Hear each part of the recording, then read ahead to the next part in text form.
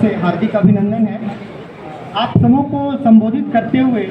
मैं इस संस्था की उपलब्धियों के अलावा इस संस्था पर आए कानूनी संकट में अपने तरफ से सहयोग करने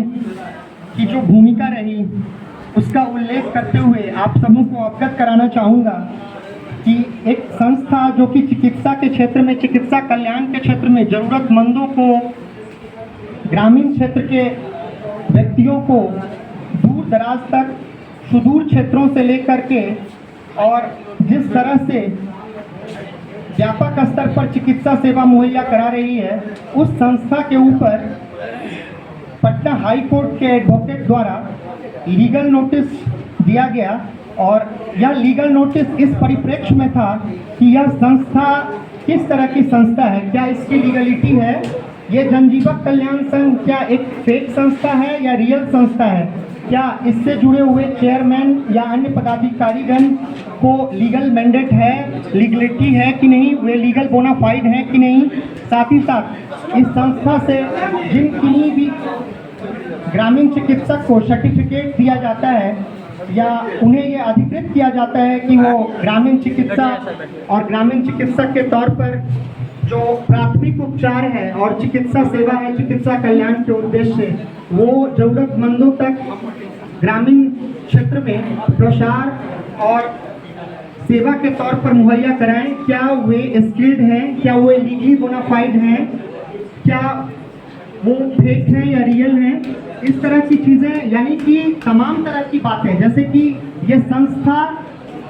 लीगली बोनाफाइड है कि नहीं, इसके चेयरमैन और पदाधिकारीगण लीगली बोनाफाइड है कि नहीं, इस संस्था से जुड़े हुए ग्रामीण चिकित्सक लीगली बोनाफाइड है कि नहीं, वो स्किल्ड है कि नहीं, वो मेडिकल प्रैक्टिशनर के तौर पर, रूरल मेडिकल प्रैक्टिशनर के तौर पर लीगली वो एलिजिबल है कि नहीं। इन तमाम तरह की चीज़ों को क्वेश्चन मार्क करते हुए इसके लीगलिटी के सेंस में इस संस्था को लिटिगेशन में ड्रैग करने के वास्ते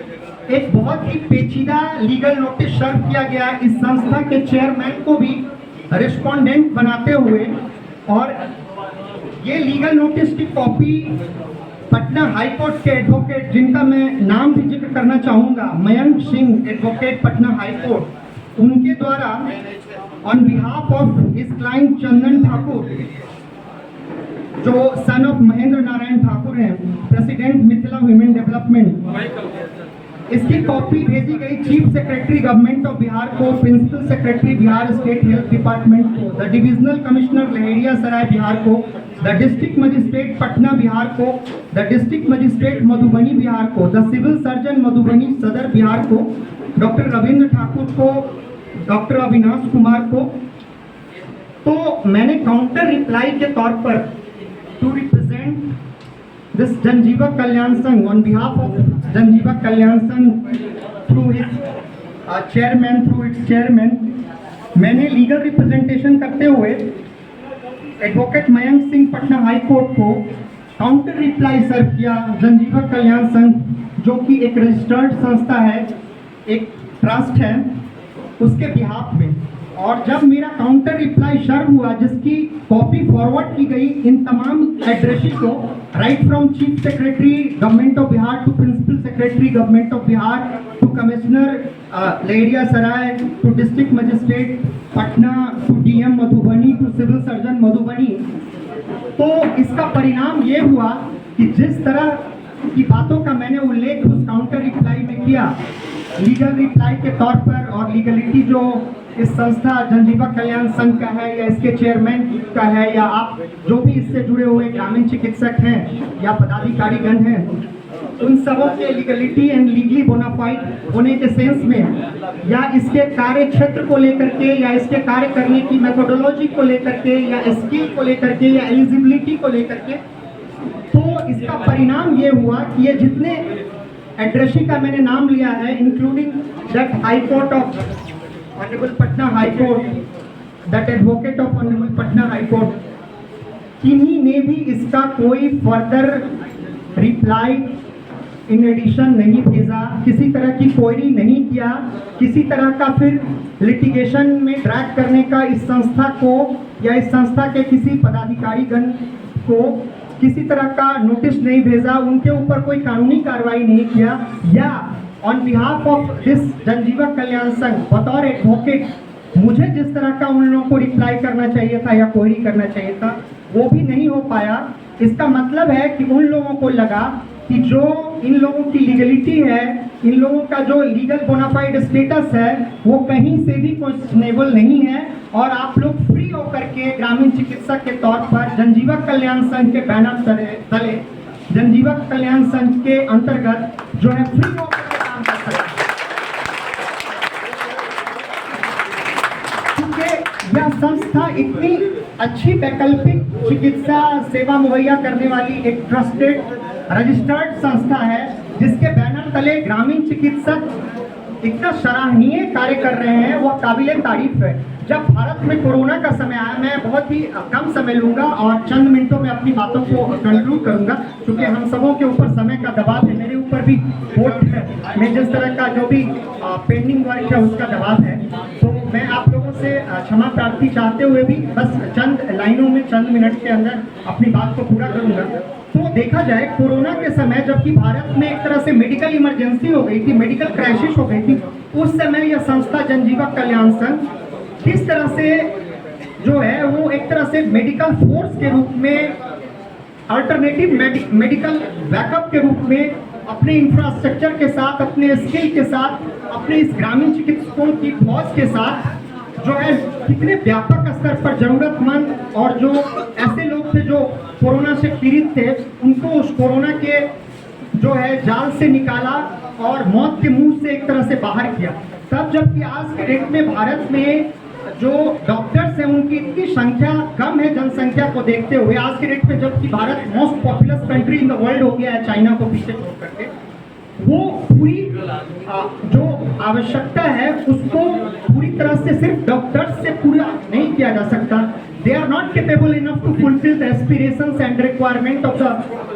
public and citizen of India throughout the country, even in the state of Bihar. तो ये जनजीवन कल्याण संघ ऐसी संस्था जो है ये ग्रामीण चिकित्सकों के फौज के साथ सुदूर रिमोट एरिया में, ग्रामीण एरिया में vaccination centre, health checkup centres, health awareness camp, medical health care services, medical health welfare treatment, इन सबको जिस तरह से प्रोवाइड कर रही है फर्स्ट एड के ट्रीटमेंट के साथ, प्राथमिक उपचार के साथ,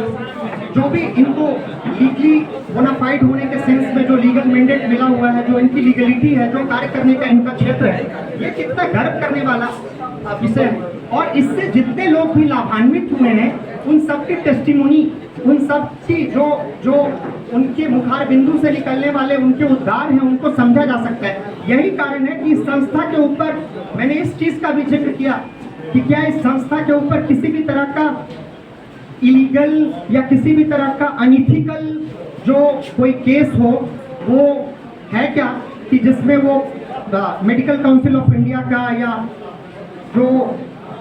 ministry of health and family welfare government of India या ministry of health government of Bihar के तरफ से क्वेश्चन मार्क के सेंस में हो कि ये संस्था से जुड़े हुए किसी ग्रामीण चिकित्सक ने किसी तरह का अनएथिकल काम किया हो या किसी तरह की इलीगलिटी किया हो या किसी को मतलब जान से मार दिया हो या किसी की ऐसी गलत इलाज किया हो कि उसको किसी भी तरह से भुगतान होना पड़े, ऐसी कोई केस नहीं। ये बड़ी बात है कि इसमें स्किल्ड लोगों का इतना बड़ा फौज है जो कि सरकार को एक तरह से ऑल्टरनेटिव बैकअप दिखा रहे हैं, लोगों को ऑल्टरनेटिव ऑप्शन दे रहे हैं। इस तरह की संस्था को ministry of health and family welfare government of India से भी मैं कभी मौका मिलेगा तो गुजारिश करूंगा, और आप लोगों की तरफ से भी मैं पिटीशन देने को तैयार हूं कि इस संस्था को ग्रांट मिलने चाहिए, इस संस्था को स्किल डेवलपमेंट के लिए इक्विपमेंट मिलने चाहिए, इस संस्था को आगे बढ़ाने के लिए जितनी भी मदद मिल सकती है वो गवर्नमेंट ऑफ इंडिया से लेके गवर्नमेंट ऑफ बिहार तक से मिलना चाहिए। और हम लोग इसी तरह से मिलजुल करके काम करें तो हैंड इन हैंड में, चाहे वो मेडिकल का विषय हो या चाहे वो लीगल विषय हो, वो जो भी होगा, हम आपस में अगर इस तरह की एकजुटता का प्रदर्शन करते रहेंगे तो हम आने वाले किसी भी तरह की समस्या से मेडिकल क्षेत्र से लेकर के लीगल क्षेत्र में निजात पा सकते हैं और इस संस्था से जुड़े हुए व्यक्ति के कार्य करने का जितना भी क्षेत्र है और उससे लाभान्वित होने वाले जितने भी लोग हैं उनको किसी भी तरह के चिकित्सा सेवा से लेकर के हम लीगल समस्या तक से भी उबार सकते हैं। इसी में हमारी भी भलाई है, उनकी भी भलाई है और ये संस्था को बहुत ही व्यापक स्तर पर प्रचार प्रसार करते हुए इसको महिमा मंडित करने वाली बात होगी कि जिस भारत में आज के डेट में चिकित्सा में जिस तरह का क्राइसिस कोरोना के समय देखा गया, देखो किसी के ब्रेन की उपज, लोगों के एकजुटता की उपज, मेडिकल फील्ड के लोगों की उपज और इस संस्था से जो सरोकार रखने वाले लोग हैं उनके प्रयास का जो परिणाम है वो कितना दूर तक रंग ला रहा है और कितना दूर तक यह अपने उद्देश्यों में जाने वाला है। धन्यवाद। वकील साहब के लिए जोरदार ताली के साथ पूरा स्वागत किया जाए। क्योंकि आज हम लोग के बीच ग्रामीण चिकित्सक के बीच इतनी पर्दाफाश क्लियर किए हैं जो निश्चित रूप से हमारे ग्रामीण चिकित्सक अपने आप में मतलब पता नहीं चल रहा था कि संगठन है क्या। कुछ हमारे संगठन के हमारे जो बड़े पदाधिकारी लोग हैं बार-बार दिशा निर्देश देते रहते हैं कि संगठन को पहले समझिए और निश्चित